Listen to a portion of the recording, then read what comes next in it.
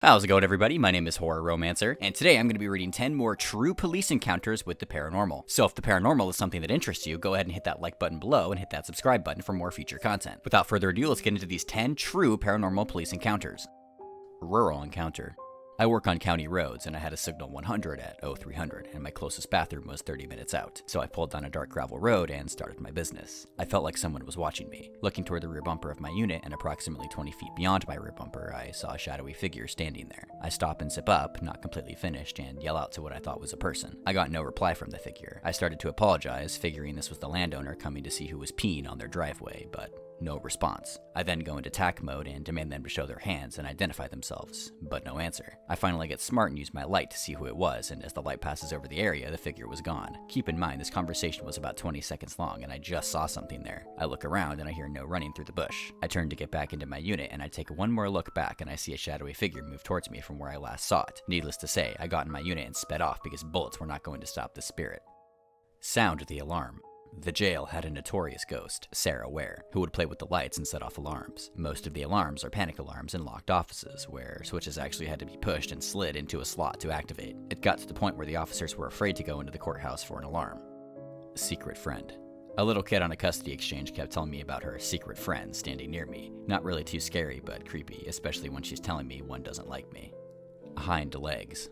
One year, our department started receiving complaints of headstones being knocked over in the city cemetery around Halloween. The chief advised us on the midnight shift to spend our extra time around the cemetery to catch the persons causing damage. Me being sneaky, I found a good hiding observation point about a block away. There were two major well-lit streets providing fair lighting in the cemetery. For several nights, I would from time to time stop and check the cemetery with my binoculars and only patrol the cemetery at the start and end of my shift, as usual. One time checking the cemetery, I spotted something that looked like a cat walking on its hind legs. I watched it walk approximately 10 feet between headstones and lost sight of it. I rushed over to the area in my patrol car, turning on my spotlight, alley lights, and takedown lights. Couldn't find a thing but a track through the dew on the grass that dead-ended at a headstone. To this day, I can remember how it moved and its outline in my binoculars. Creepy. I'm an avid hunter and I've done plenty of hunting at night. I'm very familiar with all animals in my neck of the woods, and I have never seen anything like it.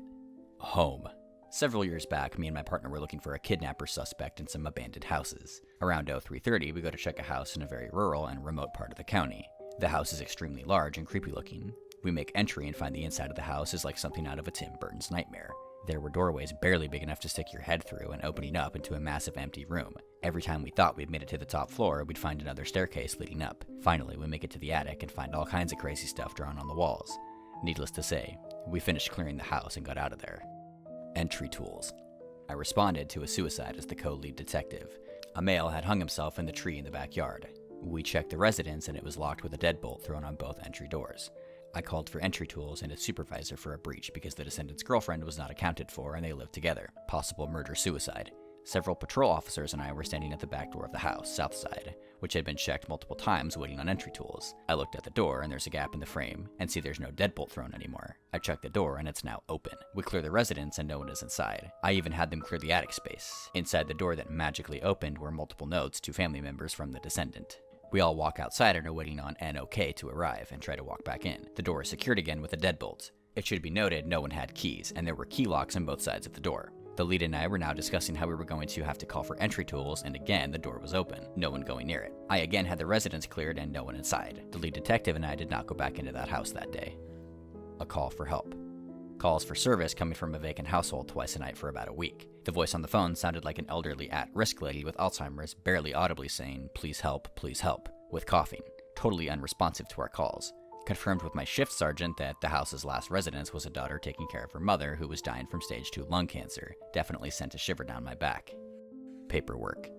One cold winter night around 0300, I was parked in the dark doing paper behind a Kmart. Suddenly, someone or something banged on my driver's side window 2 or 3 times. Obviously scaring the hell out of me, but it happens, except there was nobody there. Business wall 8 to 15 feet to my right, 10 feet solid fence to my left, and 100-foot open space front and back. Nothing but my own tire tracks and the blanket of fresh snow and no marks on my window or ground indicating a snowball or such. I even got down in the snow and looked under my car. Still a bit anxious whenever I drive back there. He's staring at you. One of our regular callers was a lady in her 80s. When she wouldn't take her medicine, she would hallucinate and see children in her house, and she would call us to report that children were moving her belongings around, making noise, etc. I've been to her house several times for these calls, but on one occasion I was talking to her in the dining room of her home, and she was getting aggravated because she could see the children, but I couldn't. She looked at me with a concerned voice and loudly said, "You can't see him? He's been staring at you for 10 minutes now," and grinning. While saying this, she was pointing to a spot about 5 feet from me. I know it was only a hallucination, but the way she spoke about it with such concern was extremely creepy. This is a bonus story.